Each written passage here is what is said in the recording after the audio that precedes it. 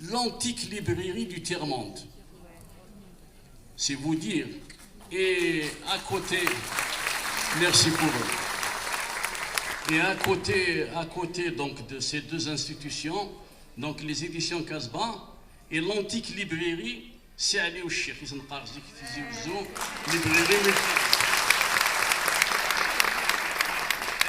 Le patron de la librairie est multilibre, donc M. Omar Cheikh, se trouve en France en ce moment, et il nous a chargé de saluer l'assistance. Je passe la parole à M. Azouz qui est à l'extrême droite. Bon, il complète, merci, il fait comme il veut. Merci. Bonsoir Yasmina Khadra. Bonsoir. Yasmina Khadra, on vous sait très sensible au lieu chargé d'histoire.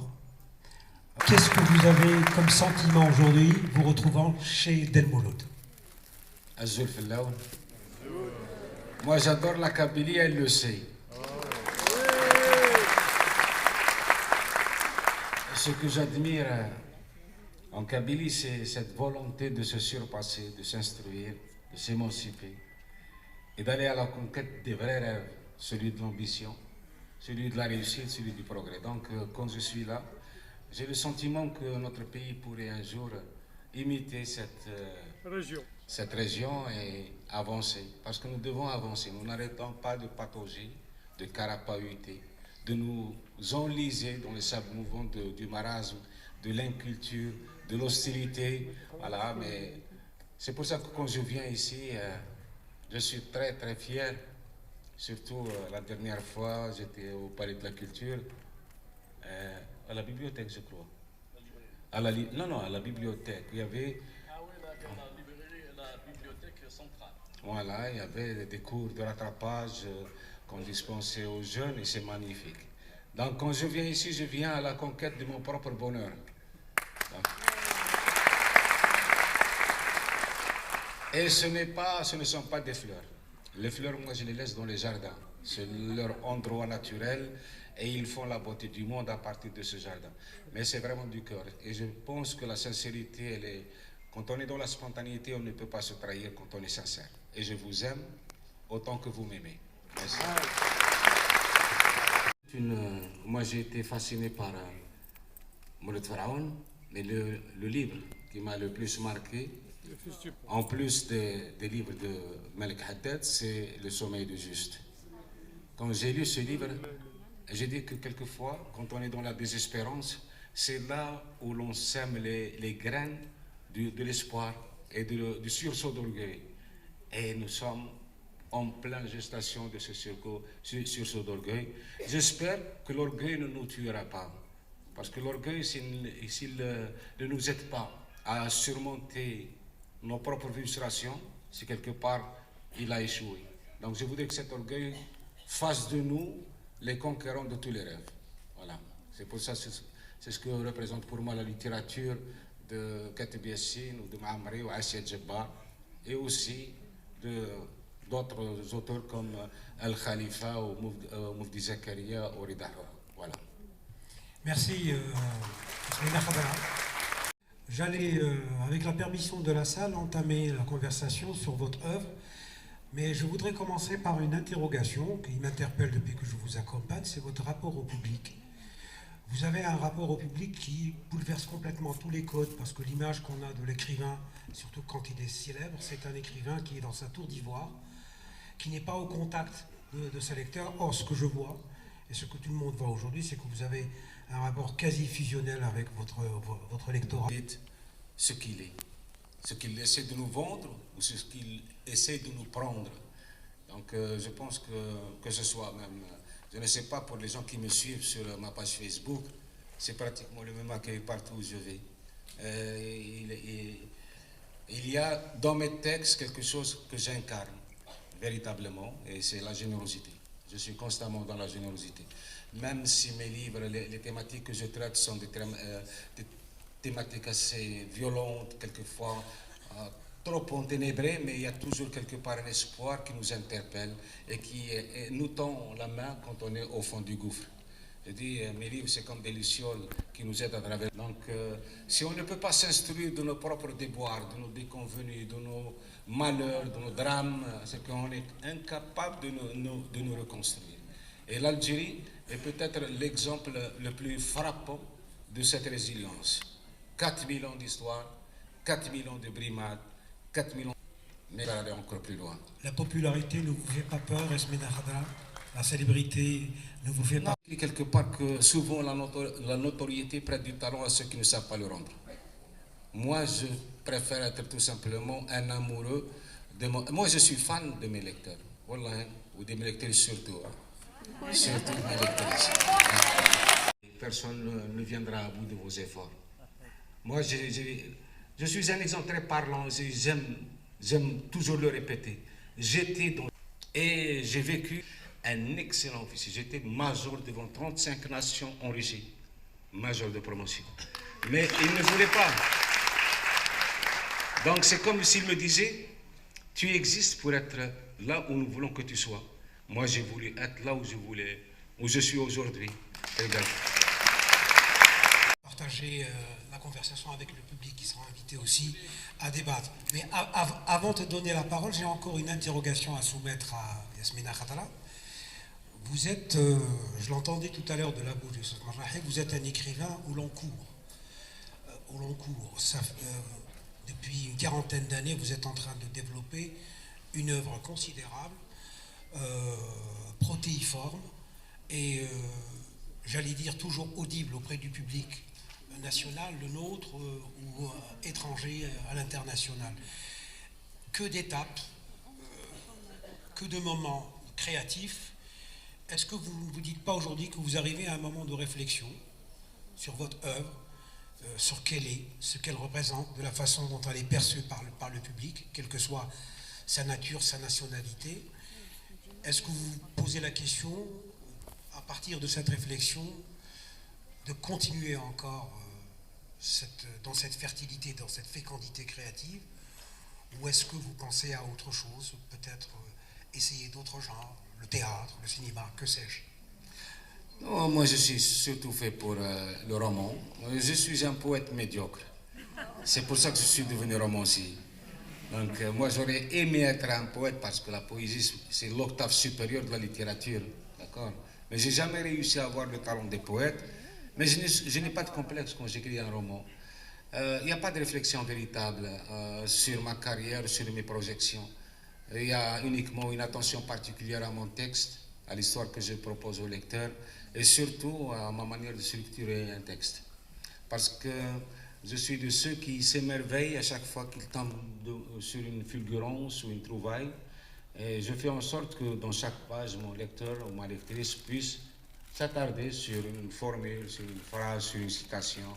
Comme me dit Aït Mengelet, il me dit, quand j'essaie de prendre des citations, je me surprends à recopier tous les livres. Et ça me fait plaisir. Je sais que ce n'est pas vrai, mais c'est très encourageant. Donc voilà, et même le problème dans les traductions, dans certains pays, c'est qu'il n'y a pas... Moi j'écris en français, mais avec une sensibilité purement algérienne, et avec la poésie algérienne, c'est une culture arabo-berbère. Je dis arabe-berbère, il y a des gens qui disent non, mais quand il n'y a pas, il y a arabe, il y a berbère. Il y a arabe-berbère, c'est un néologisme que j'ai créé, j'attends qu'il soit introduit dans le dictionnaire. Donc c'est cette sensibilité qui me distingue un peu des auteurs qui empruntent à la langue française tout ce qui est français. Moi j'écris en français, mais pas comme les Français. J'essaie d'avoir ma propre musicalité, le souffle du Sahara, enfin tout ce qui me caractérise. Et les gens ont besoin aussi de découvrir ça. Quand on lit un Indien, on aime bien que cet Indien écrive comme les Indiens, qu'ils n'empruntent pas aux Anglais leurs formules. Et moi, j'ai cette chance de pouvoir le faire. Ce que je reproche, amicalement, de temps en temps, je rencontre des écrivains, je dis, pourquoi tu essaies de faire comme Baudelaire, ou comme Voltaire, ou comme Malraux, ou comme Camus? Tu n'ajoutes rien à la littérature, finalement. C'est pourtant, peut-être, pour ton propre ego, tu es très fier de pouvoir faire telle ou telle chose, mais si tu pouvais mettre un peu de ta propre culture, de ta propre personnalité, ce serait mieux. D'accord? Et c'est comme ça que nous avançons. J'espère que les jeunes écrivains qui nous écoutent aujourd'hui puissent se référer à ce que je suis en train de faire. Essayez d'être vous-même et vous y arriverez. Moi, je ne m'attendais pas à avoir des amis en Chine. Je ne m'attendais pas à avoir des amis, des clubs fans. J'ai des clubs fans. J'ai un club fan en Lituanie, en Slovénie, à New York. À New York, moi je l'appelle mon harem, parce que c'est fait uniquement de dames d'un certain âge. Oui. Et quand j'étais à New York, j'ai dit, mon club fan est arrivé. On dit, oui, c'est votre club fan. Il n'y avait que des dames. J'ai dit, oh, ça c'est mon harem. Et elles m'ont dit, oui, oui, oui, oui. Donc il faut être soi. Dans tout ce que nous essayons de proposer aux autres, essayons de proposer une grande part de nous-mêmes. Et je suis certain que la connexion peut s'établir dans les meilleures conditions possibles. Difficile. Non, non, Malish, j'arrête là. Donc, tout à l'heure, nous parlions de Malek Haddad, qui lui, c'est pratiquement a opéré une espèce de suicide littéraire, si on peut l'appeler comme ça, puisqu'il a refusé de continuer à écrire en langue française, dans la mesure où, disait-il, sa maman ne pouvait pas le... Et c'est le cas de nos mamans à nous tous. Enfin, tous ceux qui ont tenté l'aventure de l'écriture, pour moi l'écriture étant une aventure. Nous avons également parlé de Smith, Lounis et Menglet.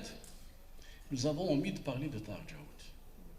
Et vous aviez, je me rappelle, fait un texte autour de Tahar Djaoud, un texte dithyrambique qui m'a personnellement beaucoup plu. Je voudrais savoir quel est le rapport que vous avez avec...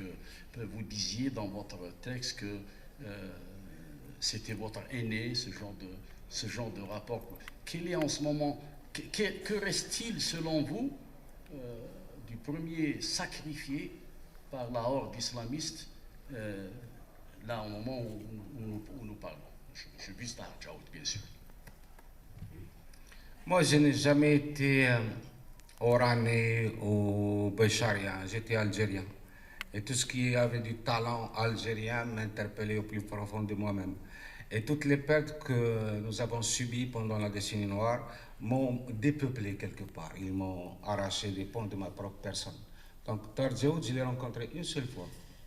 C'était au cours d'une rencontre, débat avec Kateb Yassine, il y avait Moulid Mamel, je crois aussi. Il y avait pas mal de Djamel Amrani et tout. C'était magique. C'était la première fois que j'assistais à une rencontre. J'étais soldat, j'étais interdit d'aller sans autorisation quelque part, mais là j'ai pris mes risques, et à mes risques et périls, je suis quand même allé écouter ces ténors, ces cadors de la littérature algérienne, et j'ai trouvé que le bonhomme, il était tellement charmant. C'est quelqu'un qui méritait de vivre 1000 ans. Il a été ravi très très jeune, et alors qu'il avait encore tout un chemin devant lui, toute une œuvre à construire, et bien sûr, c'est une perte terrible pour nous tous. Donc moi, chaque Algérien qui tombe, il y a un pan de ma personnalité qui le suit dans sa chute. C'est comme ça que j'ai toujours été algérien jusque dans ce que j'écris. L'un des personnages de la littérature algérienne le plus connu, c'est le commissaire Lob. Le commissaire Lob, il est de Bédjaïa. C'est moi qui l'ai inventé. Dans mes livres, il y a le Mozabit, il y a le Chewi, il y a le Tergi Ewer dans le commissaire Lob, il y a l'Orané. C'est comme ça que je vois l'Algérie, moi. Je ne peux pas voir autre chose. Je suis Moulsoul. Mon nom est Moulsoul. Moulsoul, ça veut dire le seigneur des plaines, certainement les plaines de l'Abadla. Mais c'est une dynastie qui a régné sur la Sahara pendant 6 siècles. Et côté maternel, je suis un soumeur. Je suis un soumeur. Peut-être qu'il y a des gens qui ne le savent pas, mais je suis un soumeur. La tribu la plus crédible de la région. Vous savez, avant, quand on allait dans le Soudan, l'ancien Soudan, c'est-à-dire quand on allait au Mali, au Niger et ailleurs, il y avait une tribu qui décernait les passes. C'est comme en Chine, comme avec Genghis Khan, pour traverser la Chine, il faut un pass. Eh ben, il y avait la seule tribu en Algérie qui fournissait les passes, c'était les Soumers. Et ma mère, c'est une Soumer. Le sénateur Abdelkader Soumer, c'est mon cousin. Ma mère, c'est la sœur à son père. Voilà, donc, moi, j'ai ça. je vois l'Algérie comme une super mosaïque. Mais nous, en tant qu'Algériens, nous sommes une nation, comme je le disais hier, nous sommes une nation tellement faible, tellement instable qu'elle devient déstabilisante facilement. Donc on essaie de nous détruire à travers ce que nous avons de plus cher en nous. On a essayé avec la religion, qui est très chère aux Algériens, et on a connu la destinée noire. Aujourd'hui, ils essaient de nous manipuler avec nos identités. Moi, même pas à l'étranger parce que je suis algérien, tout simplement. Enfin, quand je parle des institutions, je ne parle pas du public. Et c'est comme ça que je ne peux pas être autre chose que ça. Pendant la décennie noire, pendant 8 ans, j'ai fait 8 ans de guerre contre les terroristes. Les gens qui tombaient, les dieux, les héros qui tombaient, c'était pour moi des Algériens. Il n'y avait pas de Kabyle, il n'y avait pas de Chewi, il n'y avait pas d'Oranais, il n'y avait pas d'Algérois, il n'y avait pas de Sahraoui. C'était des Algériens qui tombaient. C'est comme ça que je vois les choses. Il y en a d'autres qui préfèrent voir... on nous manipule avec ce que nous croyons être notre force, alors que c'est notre faiblesse. Il y a des laboratoires dans le monde qui ne pensent qu'à détruire les petites nations qui ont beaucoup de richesses, parce qu'elles nous jugent indignes de nos potentialités. Quand j'étais en tournée aux États-Unis, il y avait quelqu'un qui avait demandé à me voir. Et des Algériens sur place m'ont dit surtout pas lui. C'est un type de département. J'ai dit je ne veux pas le voir. J'ai fait ma tournée et la dernière escale c'était Washington. J'ai fait une conférence, une rencontre plutôt publique, et en rentrant à l'hôtel, on m'a dit il y a un monsieur qui vous attend. C'était cette personne qui voulait me voir. Il m'a posé une seule question. J'ai dit écoutez, je crois que vous savez que je ne souhaitais nullement vous rencontrer, je ne sais pas pourquoi vous êtes ici. Il dit non, je suis venu juste pour une question. Où se situe la schizophrénie algérienne? J'étais outré. J'ai dit de quel droit vous dites schizophrénie algérienne? Parce que c'est un homme de renseignement qui fait la psychologie des masses. La psychologie des masses, mais on est pas très loin. Donc, il étudiait l'Algérie à travers les réseaux, des sites. Mais pas les réseaux sociaux, les sites. Algérie, je ne sais quoi. Il m'a dit, il n'y a pas un seul site qui ait été créé pour le bonheur des autres. C'est-à-dire chacun crée un site pour massacrer tous les autres. Il dit, ça c'est une schizophrénie. Et bien sûr, moi je ne pouvais pas accepter cette définition assez expéditive. Je lui ai dit, mais tous les Algériens n'ont pas de site, hein. C'est une minorité. Mais il m'a dit, à partir de ces minorités, nous pouvons définir toute une majorité. Donc il faut faire très attention. Ou nous voulons construire la beauté de ce monde, c'est-à-dire nous-mêmes, ou nous voulons rester dans la défiguration de soi. Voilà. Emblématique, imposante. Où est-ce que vous vous situez dans ce champ littéraire aujourd'hui? Est-ce que vous revendiquez d'une filiation par rapport à ces grands noms qu'on vient d'évoquer? Ou est-ce que vous êtes en situation de rupture, ce qui est aussi l'apanage d'un écrivain de son époque, de sa génération? Seuls les imbéciles parlent de rupture. Nous ne sommes que le prolongement des générosités qui nous ont précédés. Donc, c'est vrai que on a eu des écrivains extraordinaires, mais ils n'ont pas eu la chance d'être consacrés ou d'être, comment dirais-je, évalués à leur juste valeur. Suffisamment, vous voulez dire. Oui. Pourquoi? Parce que tout simplement, nous savons qu'il existe un impérialisme culturel qui fait croire qu'un seul écrivain d'Algérie peut représenter toute la littérature algérienne, ou un seul écrivain du Maghreb qui peut représenter toute la littérature maghrébine. Et ces gens-là oublient que chez eux, chaque rue a son propre écrivain. Et chaque écrivain incarne sa propre générosité, son propre talent. Mais là, on s'est laissé avoir, d'où les frustrations aujourd'hui. C'est pour ça qu'il y a des écrivains qui passent leur temps à insulter les écrivains qui réussissent, entre guillemets. Qui sont en train de pourrir sur pied. Nous avons des champions du monde dans plusieurs disciplines, sur la boxe, le karaté, et nous l'avons prouvé aux Jeux méditerranéens. Nous avons aussi de grands universitaires, nous avons de grands écrivains, de grands comédiens. Regardez, le cinéma n'existe plus en Algérie. alors que nous avons des artistes mais extraordinaires. Donc, quand je déplore, je ne parle pas du public. J'ai la chance d'avoir ce public. Écoutez, je vous assure que s'il n'y avait pas ce public, peut-être que la nation elle-même disparaîtrait. Voilà. Et elle a très bien marché. Mais une nation ne peut pas vivre sans son public. Qu'est-ce qu'un public? C'est cette masse d'individus qui s'intéressent au talent et à la générosité de la nation. Donc voilà. Moi je souhaiterais qu'on puisse accéder un peu à la sagesse et à la responsabilité. Dire que lorsqu'on a une jeunesse qui attend de nous quelque chose, il faut être présent. Quand je vois par exemple toute cette déchirure, toute cette animosité, toute cette aversion que nourrissent se doit d'avoir une âme. Il faut insuffler une âme à un roman. Il faut que ce livre bouge entre nos doigts. Il faut percevoir ses pulsations, ses senteurs, ses frustrations, ses joies, ses peines. C'est comme ça que j'écris. C'est pour ça aussi que ma littérature est imagée. Parce que cette image-là nous installe dans un décor qui nous est très familier tout de suite. Tout de suite, on sait où on est, comment est la maison, comment est le geste du personnage, comment sont ses tics, comment je le décris d'une manière assez physique. Voilà, c'est ça. J'ai encore une interrogation à vous soumettre. C'est une philosophie que vous défendez à travers ces personnages? Écoutez, il n'y a pas de héros. Il y a des victimes d'événements qui, par endroits, les dépassent ou par moments les construisent.